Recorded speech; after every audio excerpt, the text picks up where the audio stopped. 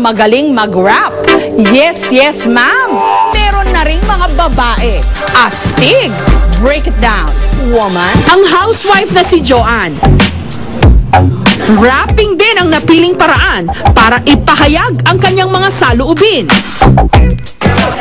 Ako si Boss G, isang makatang babae na sumasabay sa veterano sa kalye. Kung anong kaya nilang gawin ay kaya ko rin gawin. Magagaya nila ako pero di kayang daigin.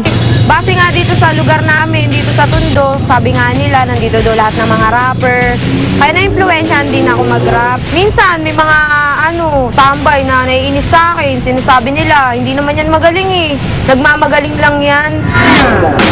Dahil daw sa hilig ni Joanne sa rap, gumawa siya ng recording studio sa kanilang bahay. Lahat daw ng kanyang nira-rap, true to life. Ngayon hindi ko babaliwala.